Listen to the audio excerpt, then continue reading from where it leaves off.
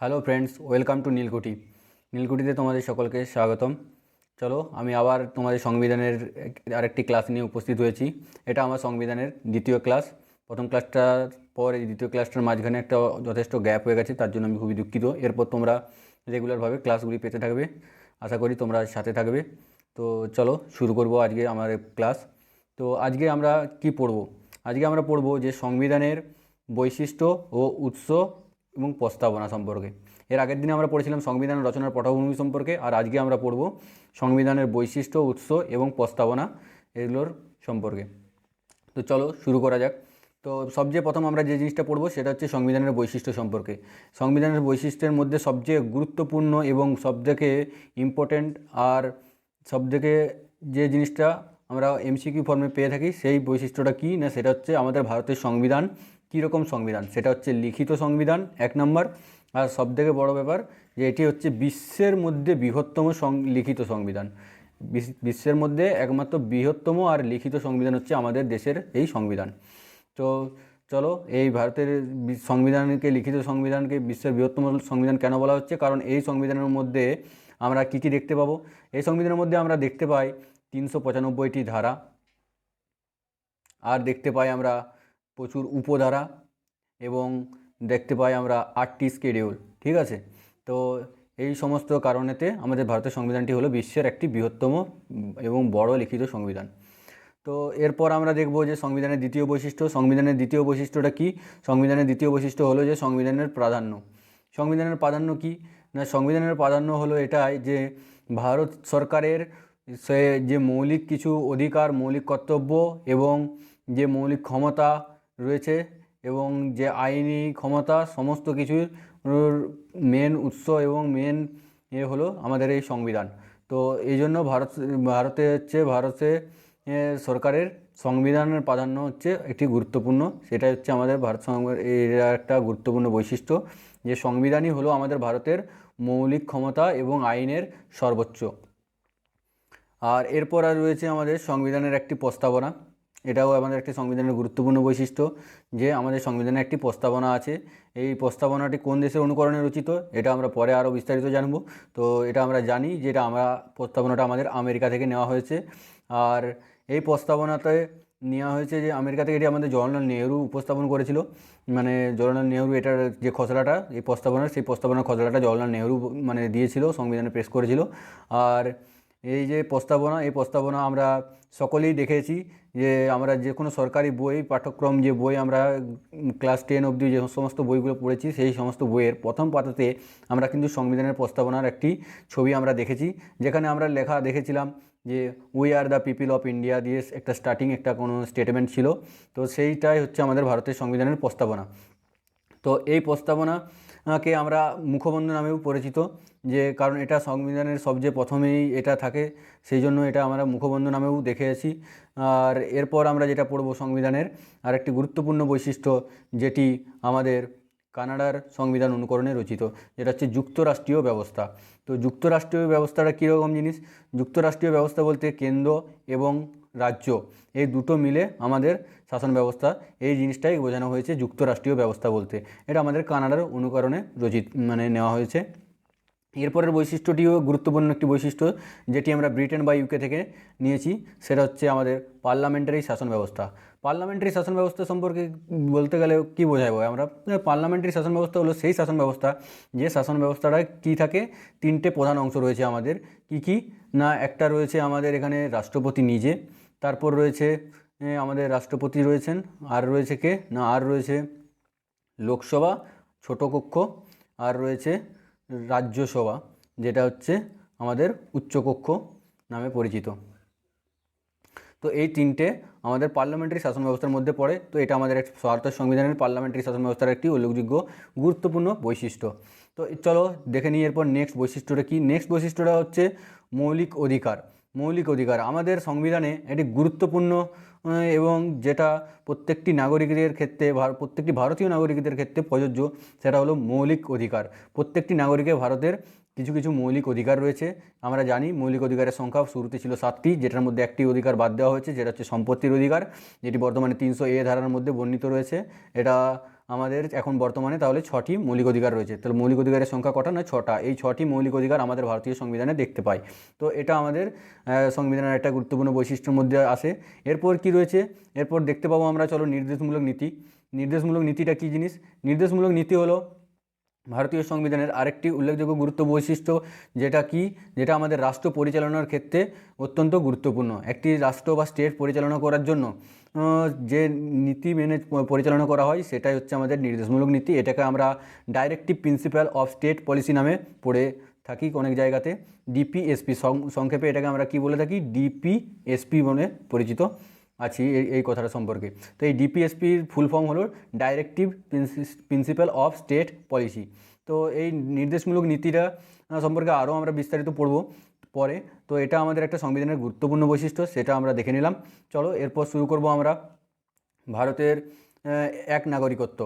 এক নাগরিকত্ব একটি গুরুত্বপূর্ণ বৈশিষ্ট্য এবং এটি একটি খুবই গুরুত্বপূর্ণ বৈশিষ্ট্য, কারণ এইটা আমাদের ভারতীয় সংবিধান অনুসারে বলা হয়েছে যে কোনো নাগরিক অ্যাট এ টাইম একটা দেশেরই নাগরিক হতে পারবে। মানে কোনো ব্যক্তি যদি সে ভারতের নাগরিকত্ব নিয়ে থাকে তাহলে সে সেই মুহূর্তে একই সময়ে অন্য কোনো দেশের নাগরিক হিসাবে গণ্য হবে না, এবং যদি সে সেই একই সময়ে অন্য দেশের নাগরিকত্ব গ্রহণ করে তাহলে সেই মুহূর্তেই সে আমাদের ভারতের নাগরিকত্ব হারাবে।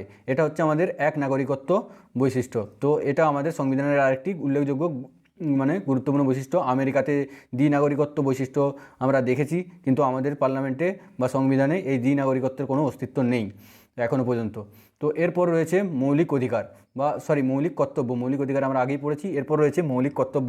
তো মৌলিক কর্তব্য আমাদের সংবিধানের একটি গুরুত্বপূর্ণ বৈশিষ্ট্য, যেখানে আমরা আমাদের সংবিধানের মধ্যে এই মৌলিক কর্তব্যে বলে একটা অধ্যায় আমরা দেখে আসি। তো এই মৌলিক কর্তব্য মধ্যে কি আছে? মৌলিক কর্তব্যের মধ্যে আমরা 11টা মৌলিক কর্তব্য আমরা দেখেছি, যেটার মধ্যে সর্বশেষ মৌলিক কর্তব্য আমরা অ্যাড হতে দেখেছি কি না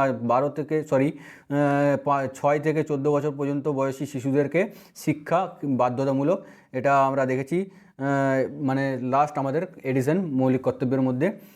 আর এটা সম্পর্কে আরও বিস্তারিত কততম সংবিধান সংশোধনীর মাধ্যমে এটা অ্যাড হয়েছিল, এগুলো সব আমরা পরে আরও পড়বো।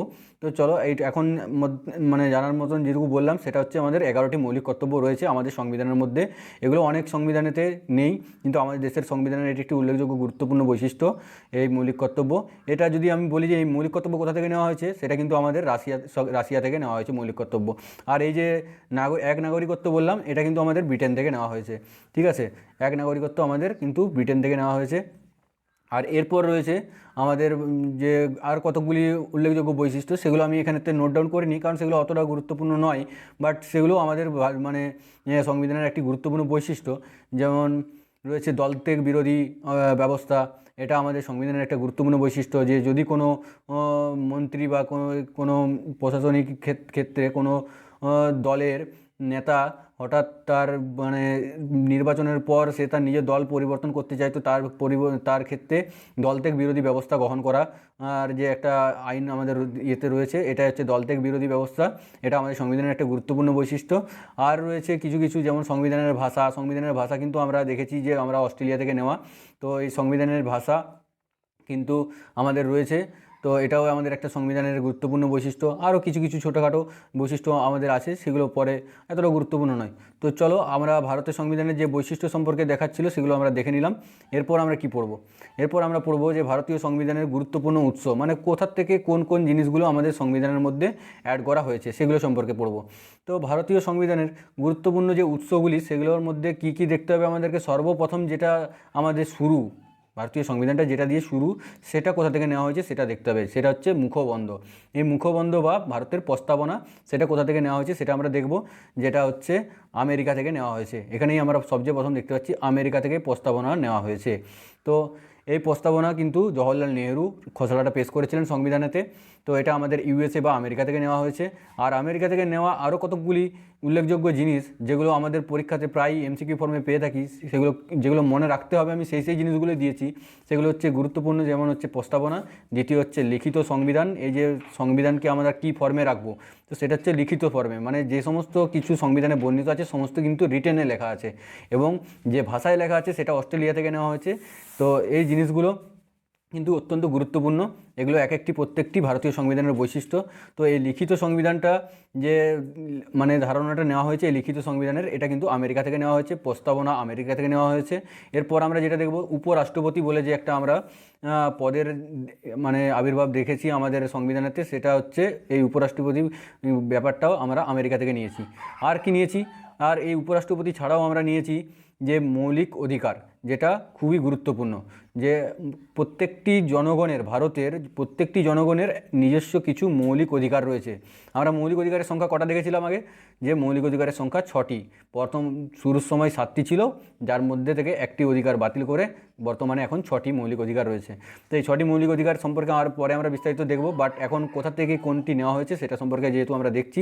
তো মৌলিক অধিকার কিন্তু আমেরিকা। তো আমরা অনেক ক্ষেত্রে গুলিয়ে ফেলি যে মৌলিক অধিকার আর মৌলিক কর্তব্যের মধ্যে কোনটা কোথা থেকে নেওয়া হয়েছে। তো আমি এখানে একটা মনের কথা মানে ভিত্তিতে বলতে পারি যে দুটোই তো মৌলিক, একটা আছে অধিকার আর একটা হচ্ছে কর্তব্য। তো অয়ে অধিকার, অয়ে আর আয়ে আমেরিকা। তো এটার থেকে আমরা একটা লিঙ্ক করতে পারি যে মৌলিক কর্তব্য কিন্তু আমাদের আমেরিকা থেকে নেওয়া হয়েছে। তো মৌলিক অধিকার আমাদের হচ্ছে আমেরিকা থেকে নেওয়া হয়েছে, আর মৌলিক কর্তব্য হচ্ছে আমাদের রাশিয়া। তো রয়ের সাথে কয়ের কিছুটা মিল আছে, তো সেখান থেকে তোমরা মনে রাখতে পারো যে মৌলিক কর্তব্যটা কিন্তু রাশিয়া থেকে নেওয়া হয়েছে। তো এখানটা আশা করি আর গুলানোর কোনো তোমাদের সম্ভাবনা নেই।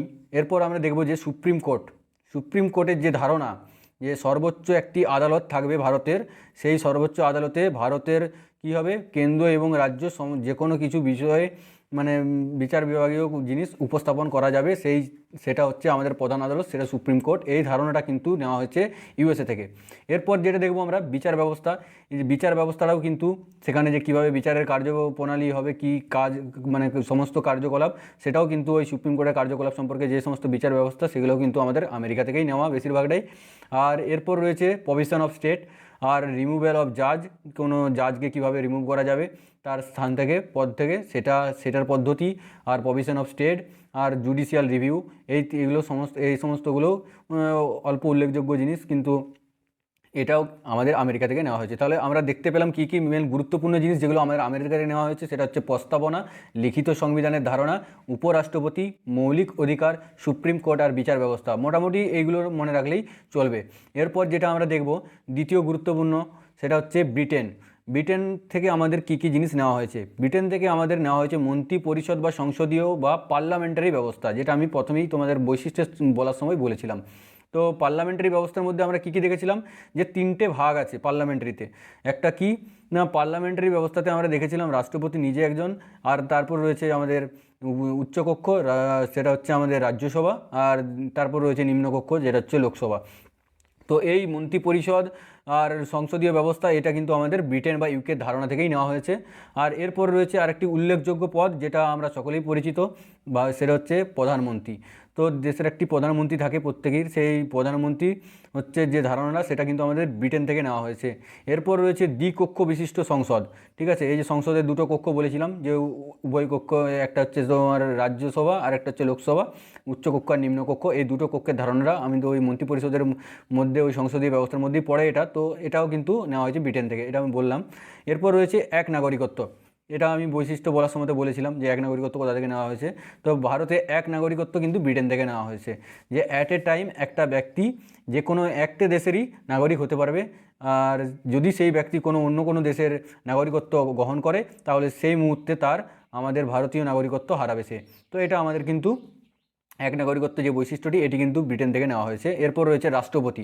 উপরাষ্ট্রপতি বললে কিন্তু আমরা দেখব এটা আমেরিকা থেকে নেওয়া হয়েছে, আর যদি রাষ্ট্রপতির কথা বলা হয় তাহলে এটা কিন্তু ব্রিটেন থেকে নেওয়া হয়েছে। তাহলে রাষ্ট্রপতির ধারণা কিন্তু ব্রিটেন, আর উপরাষ্ট্রপতি হলে আমেরিকা থেকে। এরপর রয়েছে স্পিকারের ধারণা। স্পিকারকে আমরা সকলেই জানি যে সেটা হচ্ছে লোকসভাতে যিনি আমাদের সভাপতিত্ব করেন, তাহলে তাকে বলা হচ্ছে স্পিকার। তো এই স্পিকার পদটির ধারণাও নেওয়া হয়েছে আমাদের ব্রিটেনের সংবিধান থেকে। আর রয়েছে স্বাধীন নির্বাচন কমিশনের কথাও আমরা অল্পভাবে সকলেই জানি যে নির্বাচন কমিশনটা কী। তো নির্বাচন কমিশনের যে ধারণা, সেটা কিন্তু ব্রিটেন থেকে নেওয়া হয়েছে। আর আইনি শাসন, সেটাও ব্রিটেন থেকে নেওয়া হয়েছে। তো উল্লেখযোগ্য গুরুত্বপূর্ণ যেগুলো আমরা পেলাম যে ব্রিটেন থেকে কী কী নেওয়া হয়েছে, সেগুলোর মধ্যে আরেকবার আমরা দেখে নিই, চলো রিকল করে। সেটা হচ্ছে মন্ত্রী পরিষদ বা সংসদীয় ব্যবস্থা। আর সংসদীয় ব্যবস্থা বললেই আমাদের মাথায় আসবে দ্বিকক্ষ ব্যবস্থা, যেটা হচ্ছে উচ্চকক্ষ আর নিম্নকক্ষ। এরপর কি থাকবে, প্রধানমন্ত্রীর ধারণা। এক নাগরিকত্ব, আর রাষ্ট্রপতি, আর রয়েছে স্পিকারের ধারণা। স্বাধীন নির্বাচন কমিশন আর আইনি শাসন, এগুলো অতটাও গুরুত্বপূর্ণ নয়, বাট এই জিনিসগুলো খুবই ইম্পর্টেন্ট, যেটা আমাদের প্রায় পরীক্ষাতে প্রশ্ন আছে। এক নাগরিকত্ব, রাষ্ট্রপতি, স্পিকার, আর হচ্ছে প্রধানমন্ত্রী, আর সংসদীয় ব্যবস্থা। তো এইগুলো আমরা পেয়ে গেলাম আমাদের ব্রিটেন বা ইউকের থেকে। এরপর আমরা যেটা পড়ব সেটা কি, সেটা হচ্ছে রাশিয়া থেকে কি কি নেওয়া হয়েছে আমাদের সংবিধানে। রাশিয়া, সোভিয়েত রাশিয়ার নাম আমরা সকলেই জানি। এই রাশিয়া নিয়েই এখন গোটা পৃথিবীতে উতাল মাতাল চলছে। তো চলো দেখে নিই আমরা এই রাশিয়ার সংবিধান থেকে আমরা কী কী নিয়েছি। তো রাশিয়ার সংবিধান থেকে আমরা নিয়েছি মৌলিক কর্তব্য। এই মৌলিক কর্তব্য একটি গুরুত্বপূর্ণ ভূমিকা পালন করে ভারতের সংবিধানের ক্ষেত্রে। কেন না, কারণ প্রত্যেকটি নাগরিকের যদি কিছু মৌলিক অধিকার থাকে, তাহলে সেই অধিকারের খাতিরে তার কিছু নির্দিষ্ট কর্তব্য থাকা দরকার, এটা মনে করা হয়। তো সেই কর্তব্যগুলোই হচ্ছে মৌলিক কর্তব্য। এই মৌলিক কর্তব্যের সংখ্যা কিন্তু 11টি, আমি আগেও বলেছি তোমাদেরকে। এগুলো সম্পর্কে বিস্তারিত আমি পরে আরও নিয়ে আসবো, পরের ক্লাসে আমরা বলবো। তো এখন আমি এটুকুই বলবো যে মৌলিক কর্তব্যের যে ধারণা সেটা কিন্তু সোভিয়েত রাশিয়া থেকে নেওয়া হয়েছে। এরপর যেটা দেখব পঞ্চবার্ষিকী পরিকল্পনা, যেটা তোমরা এখন দেখতে পাবে না, কারণ এটি এখন বর্তমানে নীতি আয়োগ নামে একটি পরিকল্পনার মাধ্যমে রিপ্লেস করা হয়েছে। এটিও আমি পরে বলে দেবো যে কোন সংশোধনীর মাধ্যমে বা কিসের মাধ্যমে এটাকে চেঞ্জ করে করা হয়েছে, বিস্তারিত পরে বলবো। বাট পঞ্চবার্ষিকী পরিকল্পনাটা যেটা ছিল সেটা কিন্তু সোভিয়েত রাশিয়ার ধারণা থেকেই নেওয়া হয়েছিল। তাহলে ব্রিটেন থেকে মাত্র আমরা দুটি গুরুত্বপূর্ণ জিনিস দেখলাম, সেটা হচ্ছে মৌলিক কর্তব্য আর পঞ্চবার্ষিকী পরিকল্পনা। তো এতে ভুল হবার বা গোল হবার কোনো চান্স নেই। চলো এরপর দেখবো আমরা জাপান থেকে আমাদের কী কী নেওয়া হয়েছে। জাপান থেকে সুপ্রিম কোর্টের গঠন কীরকম হওয়া দরকার সেটুকু সম্পর্কে আমরা দেখতে পাবো। তো জাপানের সেরকম উল্লেখযোগ্য কিছু নেই, জাপান থেকে জাস্ট সুপ্রিম কোর্টের গঠন সম্পর্কে আমরা জানবো। তো এটা এতটাও গুরুত্বপূর্ণ নয়। এরপর দেখবো আমরা অস্ট্রেলিয়া থেকে কী দেখবো। চলো অস্ট্রেলিয়া থেকে গুরুত্বপূর্ণ বলতে যেটা আমাদের মেন, সেটা হচ্ছে প্রস্তাবনার ভাষা কী। প্রস্তাবনা, ভারতীয় সংবিধানে যে প্রস্তাবনা, তার ভাষাটা কী হবে সেটা কিন্তু নেওয়া হয়েছে অস্ট্রেলিয়া থেকে। এটি হচ্ছে উল্লেখযোগ্য গুরুত্বপূর্ণ। এছাড়াও আমাদের যৌথ তালিকার যে একটা ধারণা, যে যৌথ তালিকা বলতে কি বুঝি আমরা, যৌথ তালিকা বলতে সেই তালিকার কথা বলি যেটা হচ্ছে আমাদের রাজ্যসভা লোকসভা মিলিত কোনো যে সমস্ত বিষয়গুলি সেগুলিকে বলা হচ্ছে যৌথ তালিকা। তো এই যে কোন কোন জিনিসগুলি যৌথ তালিকার অন্তর্ভুক্ত হবে, এই সমস্ত ধারণাও কিন্তু নেওয়া হয়েছে অস্ট্রেলিয়া সংবিধান থেকে। তো সেই জন্য আমরা অস্ট্রেলিয়ার সংবিধান থেকে কী কী পেলাম, তাহলে প্রস্তাবনার ভাষা পেলাম, আর হচ্ছে যৌথ তালিকার ধারণা। আর কেন্দ্র রাজ্যের সম্পর্ক, বাণিজ্যের ক্ষেত্রে যে কেন্দ্র আর রাজ্যের মধ্যে কীরকম সম্পর্ক হবে, কীরকম সম্পর্ক বা গঠন হবে, সেই সমস্ত যে ধারণাটা নেওয়া হয়েছে সেটা কিন্তু আমাদের বাণিজ্যের ক্ষেত্রে সেটা অস্ট্রেলিয়ার ধারণা থেকেই নেওয়া হয়েছে। চলো এরপর আমরা কী কী দেখবো দেখে নিই। এরপর আমরা দেখব, চলো এরপর রয়েছে আমাদের দক্ষিণ আফ্রিকা থেকে আমাদের কী কী নেওয়া হয়েছে সেটা আমরা দেখবো এরপর। তো দক্ষিণ আফ্রিকা থেকে আমাদের একটি উল্লেখযোগ্য গুরুত্বপূর্ণ জিনিস নেওয়া হয়েছে, সেটা হচ্ছে সংবিধান সংশোধনের পদ্ধতি সম্পর্কে। তো এটা আমি সংবিধানের একটা উল্লেখযোগ্য গুরুত্বপূর্ণ বৈশিষ্ট্য, এটা আমি তোমার বৈশিষ্ট্য বলার সময় বলতে ভুলে গেছিলাম। তো সেটা হচ্ছে সংবিধান সংশোধন পদ্ধতি, আমাদের সংবিধান সংশোধনযোগ্য।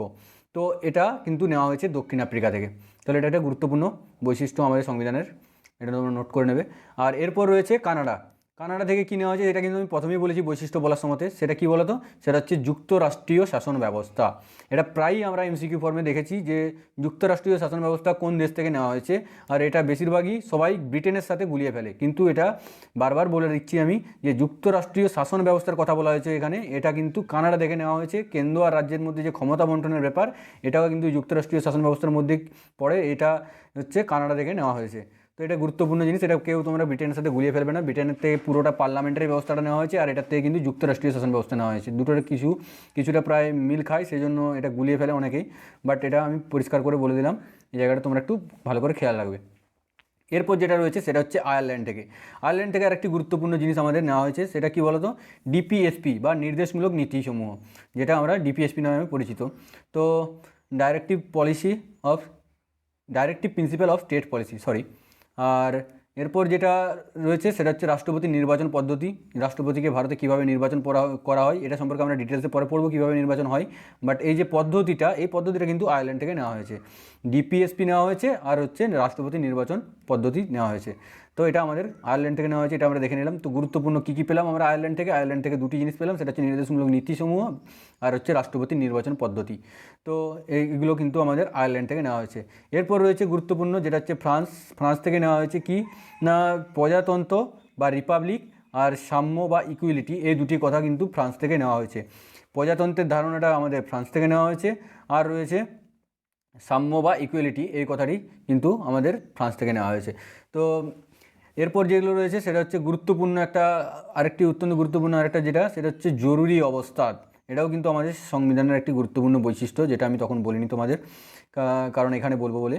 তো এই জরুরি অবস্থাটা কোনটা থেকে নেওয়া হয়েছে না, জরুরি অবস্থা জার্মানি। এটা একদম মেমোরি মানে কী বলবো, এটাকে মানে মনে রাখার জন্য তোমরা একটা ট্রিক ইউজ করতে পারো, যে জয় জার্মানি আর জয় জরুরি অবস্থা।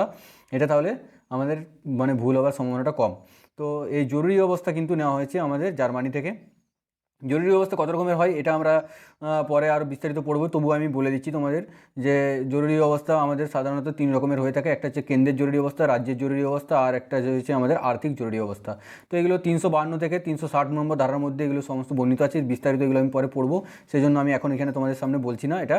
তো জরুরি অবস্থা কিন্তু কোথা থেকে নেওয়া হয়েছে, খুবই ইজি, জয় জার্মানি, জয় জরুরি অবস্থা। তো এটা তোমরা মনে রাখবে। এরপর যেটা রয়েছে সেটা হচ্ছে আমাদের ভারতীয় সংবিধানের মূল উৎস, যেটা যাকে মানে বলে গণ্য করি যেটা, তো সেটা হচ্ছে ভারত শাসন আইন 1935। তো এটা আমাদের ভারতীয় সংবিধান তৈরির ক্ষেত্রে একটি গুরুত্বপূর্ণ ভূমিকা পালন করে, যেখান থেকে আমাদের ভারতীয় সংবিধানের বেশিরভাগ অংশটাই নেওয়া হয়েছে। তো কেন্দ্র এবং রাজ্য সম্পর্ক যেটা এই আমাদের ভারত শাসন আইনের মধ্যে বর্ণিত ছিল, তার অধিকাংশটাই এখান থেকে তোলা হয়েছে। আর রাজ্যপাল সম্পর্কে যে ধারণা সেটাও এখান থেকে নেওয়া হয়েছে। আর পাবলিক সার্ভিস কমিশন, এটাও সম্পর্কে যে গুরুত্বপূর্ণ জিনিসটা, এই পাবলিক সার্ভিস কমিশন আমাদের, তো এই পাবলিক সার্ভিস কমিশনটাও কিন্তু আমাদের ভারত শাসন আইন 1935 থেকে নেওয়া হয়েছে। তো তাহলে আমরা দেখে নিলাম যে কী কী গুরুত্বপূর্ণ জিনিসগুলো এবং কোন কোন দেশ থেকে নেওয়া হয়েছে। আর এই প্রত্যেকটি জিনিস যেগুলো যে যে দেশ থেকে নেওয়া হয়েছে সেগুলো তোমাদের এমসিকিউ ফর্মে প্রায় পরীক্ষাতে যেহেতু জিজ্ঞেস করে থাকে, তাই তোমরা প্রত্যেকটিকে খুব ভালোভাবে বারবার রিভিশনের মাধ্যমে এটাকে তৈরি করবে। এরপর যেটা আমি দেখব সেটা হচ্ছে কি, সেটা হচ্ছে ভারতের প্রস্তাবনা সম্পর্কে। তো চলো, প্রস্তাবনাটা কী জিনিস সেটা সম্পর্কে আমরা আজকে বিস্তারিত পড়ব। আর এই প্রস্তাবনাটার এইরকম একটা ছবি তোমরা বইয়েতে দেখে থাকবে, যেগুলো ক্লাস 9, 10 মানে যতগুলো সরকারি মোটামুটি বই আছে 5 থেকে 10 পর্যন্ত সমস্ত বইয়ের শুরুতে পাতাতে এটা আমরা দেখে আছি, যে মোটামুটি যে প্রস্তাবনার একটা ছবি, যেখানেতে আমরা দেখে থাকি কি না, we the people of India বলে একটা লাইন দিয়ে এটা শুরু হয় ইংরেজিতে, আর বাংলাতে থাকে সেটা আমরা ভারতের জনগণ। এখানে ছবিটা আমার ক্লিয়ার হচ্ছে না এটা, তো যাই হোক তোমরা এটা দেখেছো আশা করি। চলো এরপরে দেখবো কি, যে এই প্রস্তাবনাটি কে তৈরি করেছিল। তো প্রস্তাবনার খসড়া, প্রথমে তো আমি তোমাকে শুরুতেই বলেছিলাম যখন সংবিধানের রচনার পটভূমি সম্পর্কে বলেছিলাম, যে প্রত্যেকটা জিনিস সংবিধানে আসার মানে নথিভুক্ত হওয়ার আগে আমাদের খসড়া প্রেস করতে হতো, আর তার জন্য একটা খসড়া কমিটি গঠন হয়েছিল। তো এই রকম পদ্ধতির মাধ্যমে যখন আমাদের মানে সংবিধান গঠন হচ্ছিল, তখন যে সংবিধানে যে আমাদের এই প্রস্তাবনার খসড়া, এই প্রস্তাবনার খসড়াটি কিন্তু পেশ করেছিল আমাদের সংবিধানে কে না, জওহরলাল নেহেরু, যেটি পরে সংবিধান কর্তৃক গৃহীত হয়েছিল। তো কবে এটা পেশ করা হয়েছিল, এটা আমরা কিন্তু 13ই ডিসেম্বর 1946 সালে সংবিধানের সভাতে এটা প্রেস করা হয়েছিল, এটা আমরা দেখতে পাচ্ছি। আর 22শে জানুয়ারি 1947 সালে এটা কিন্তু সংবিধান কর্তৃক গৃহীত হয়েছিল। এটা প্রচুর পরে গৃহীত হয়েছিল। তো কিন্তু এটার আরেকটা নাম আছে, সেটা হচ্ছে কি না, এটাকে অবজেক্টিভ রেজলিউশন বলা হয়। সংবিধানের প্রস্তাবনাকে আমরা বাংলায় মুখবন্ধ আর ইংরেজিতে এটাকে উদ্দেশ্যমূলক প্রস্তাব আর অবজেক্টিভ রেজলিউশন নামে পরিচিত। এই আমাদের ভারতের সংবিধানের প্রস্তাবনাটা, এটা কিন্তু প্রস্তাবনা আমেরিকা থেকে নেওয়া হয়েছে, আমি প্রথমেই বলেছি।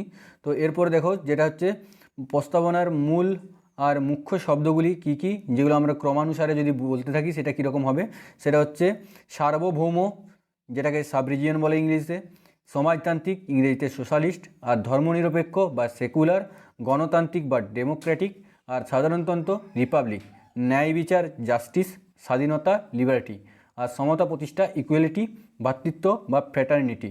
ঠিক আছে, এই শব্দগুলি সিকোয়েন্স অনুযায়ী আমরা সব প্রস্তাবনার মধ্যে পরপরভাবে দেখতে পাবো।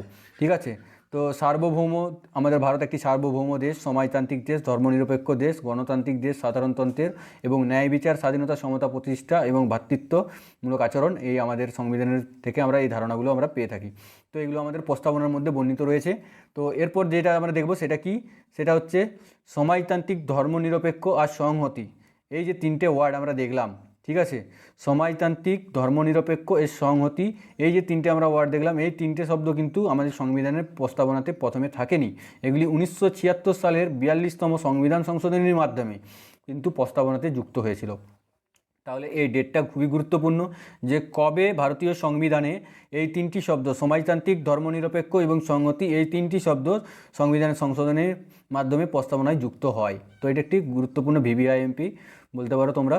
তো এটা 1976 সালের 42তম সংবিধান সংশোধনীতে এটা যুক্ত হয়েছে। 42তম সংবিধান সংশোধনীটা একটা খুবই গুরুত্বপূর্ণ সংশোধনী, এর মাধ্যমে অনেক কিছু যুক্ত হয়েছে, এগুলো আমি পরে পরে তোমাদেরকে আরও বলবো।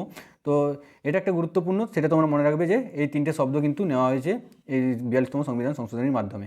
তো নেক্সট দেখো, নেক্সট যেটা রয়েছে এই প্রস্তাবনার মধ্যে, প্রস্তাবনার ভাষা। আমি প্রথমেই বলেছিলাম তোমাদের যে ভারতীয় সংবিধানের যে প্রস্তাবনার ভাষা সেটা কিন্তু অস্ট্রেলিয়া থেকে নেওয়া হয়েছে।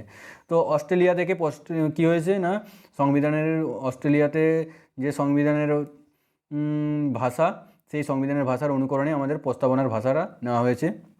এরপর যেটা কতকগুলো গুরুত্বপূর্ণ মানে উক্তি যেগুলো আমাদের প্রস্তাবনাকে নিয়ে করা হয়েছে, কতকগুলি বিশিষ্ট ব্যক্তিবর্গ আমাদের এই উক্তিগুলি করে গেছেন। তো তাদের সম্পর্কে আমরা একটু করে বিস্তারিত জানবো, যেগুলো আমরা প্রায়ই এমসিকিউ ফর্মে পেয়ে থাকি। তো সেটার মধ্যে থেকে একটি গুরুত্বপূর্ণ যেটা হচ্ছে আমাদের প্রস্তাবনাকে পলিটিক্যাল হরোস্কোপ কে বলেছেন। তো এটা তোমরা প্রায়ই দেখবে যে এই পলিটিক্যাল হরোস্কোপ কথাটি, এই পলিটিক্যাল হরোস্কোপ বলতে যে কথাটি ইউজ করা হয়েছিল সেটি KM মুন্সি নামক ব্যক্তি এটি প্রথম উক্তিটি করেছিলেন। ঠিক আছে, এরপর যেটা রয়েছে প্রস্তাবনাকে আইডেন্টিটি কার্ড অফ ইন্ডিয়া, এটা কে বলেছেন। তো আইডেন্টিটি কার্ড অফ ইন্ডিয়া এটাকে এই প্রস্তাবনাকে যে বলেছিলেন তিনি হচ্ছেন N.A. পালকিওয়ালা। তো N.A. পালকিওয়ালা প্রথম ভারতের প্রস্তাবনাকে আইডেন্টিটি কার্ড অফ ইন্ডিয়া বলেছিলেন। এরপর যেটা রয়েছে সেটা হচ্ছে প্রস্তাবনাকে কে কি টু দ্য কনস্টিটিউশন বলেছিলেন। কি টু দ্য কনস্টিটিউশন এই কথাটি কে বলেছিলেন, আর্নেস্ট বার্কার। ঠিক আছে, এই নামটা তোমরা মানে ভালো করে মনে রাখবে যে আর্নেস্ট বার্কার কি টু দ্য কনস্টিটিউশন বলেছিলেন। আর রয়েছে আরেকটি গুরুত্বপূর্ণ মানে উক্তি যেটা হচ্ছে আমরা গুলিয়ে ফেলি অনেক সময়, সেটা কি না soul of the constitution. Soul of the constitution কে বলেছিলেন না, প্রস্তাবনাকে সোল অফ কনস্টিটিউশন যে বলেছিলেন সেটা হচ্ছে ঠাকুরদাস ভার্গব। ঠিক আছে, এটা কিন্তু প্রস্তাবনাকে বলেছিলেন তিনি, ঠাকুরদাস ভার্গব প্রস্তাবনাকে সোল অফ কনস্টিটিউশন বলেছিলেন। আর একটা জিনিস যেটা থেকে আমরা গুলিয়ে ফেলি সেটা কি, সেটা ছিল heart and soul of the constitution বলেছিলেন ডক্টর B.R. আম্বেদকর। 32 নম্বর যে ধারাটা রয়েছে আমাদের সংবিধানে, সেই 32 নম্বর ধারাটিকে তিনি heart and soul of the constitution বলেছিলেন। তো এটার থেকে এটার সম্পূর্ণ আলাদা, কারণ উনি বলেছিলেন একটি স্পেসিফিক ধারাকে, আর এখানে যেটা বলা হচ্ছে সেটা হচ্ছে ভারতের প্রস্তাবনাকে। তো এখানে গুলিয়ে ফেলার আশা করি কোনো তোমাদের কিছু নেই। তো এরপর যেটা সেটা দেখব সংবিধানে প্রস্তাবনাটাকে কখন সংশোধন করা হয়েছিল। আমাদের ভারতীয় সংবিধানের প্রস্তাবনা কিন্তু সংশোধন হয়েছিল। এটাকে যদি আমাদের পরীক্ষাতে কোশ্চেন পেয়ে থাকি যে কতবার সংশোধন করা হয়েছে ভারতের সংবিধান, তো এটা আমরা জানি এখনও পর্যন্ত মাত্র একবারই ভারতের সংবিধানকে সংশোধন করা হয়েছে, এবং সেটি 42তম সংবিধান সংশোধনের মাধ্যমে। আর সেটা কি ছিল না, সেটা ছিল ওই তিনটি শব্দ আমাদের এডিট করা হয়েছিল। ঠিক আছে, এরপর যেটা সেটা হচ্ছে 1960 সালের বেরুবাড়ি মামলা। বেরুবাড়ি মামলাতে কি হয়েছিল, সুপ্রিম কোর্ট জানায় যে প্রস্তাবনা হলো সংবিধানের কোনো অংশ নয়, ওটি একটি সম্পূর্ণ বিচ্ছিন্ন অংশ। এই বেরুবাড়ি মামলার মাধ্যমে এটা বলা হয়েছিল। কিন্তু এই বেরুবাড়ি মামলার পরিপ্রেক্ষিতে পরে আবার এই মতামতটিকে বাতিল করে দেওয়া হয়। কখন না, 1973 সালের কেশবানন্দ ভারতী মামলায় সুপ্রিম কোর্ট আরেকটি রায় দেয়, যাতে করে সেখানে এই বেরুবাড়ি মামলার রায়কে বাতিল করে বলা হয় যে প্রস্তাবনা সংবিধানের একটি অবিচ্ছেদ্য অংশ। তাহলে এইটা তোমাদের একটি গুরুত্বপূর্ণ মনে রাখার বিষয় যে কোন মামলার মাধ্যমে বলা হয়েছিল যে ভারতের সংবিধানের থেকে অংশ, আর কোন সংবিধানের মাধ্যমে বলা হয়েছিল যে এই প্রস্তাবনা ভারতের সংবিধানের থেকে একটি অবিচ্ছেদ্য অংশ। তাহলে সাল দুটো মনে রাখবে, একটা 1960 সাল আর একটা হচ্ছে 1973 সাল। একটা হচ্ছে কেশবানন্দ ভারতী মামলা, যেটার মাধ্যমে বলা হয়েছিল যে অবিচ্ছেদ্য অংশ, আর একটা বেরুবাড়ি মামলা যেখানেতে বলা হয়েছিল সংবিধানের অংশ নয়। তো এই দুটো গুরুত্বপূর্ণ তথ্য তোমরা ভালো করে মনে রাখবে। তো আজকের মতো এখানেই আমি শেষ করব, কারণ সংবিধানের প্রস্তাবনা সম্পর্কে আর কিছু বিস্তারিত বলার নেই। আমি বাকি সমস্ত কিছুই কভার করেছি সংবিধানের প্রস্তাবনা সম্পর্কে। তো এর পরবর্তী ক্লাসে আমরা এর মৌলিক অধিকার সম্পর্কে এবং বিভিন্ন ধারা সম্পর্কে পড়ব। তো আজকের মতো এখানেই রাখলাম। আশা করি তোমাদের ক্লাসটি খুব ভালো লাগলো। আর যদি ভালো লেগে থাকে তাহলে তোমরা এটাকে লাইক, কমেন্ট এবং সাবস্ক্রাইব করবে।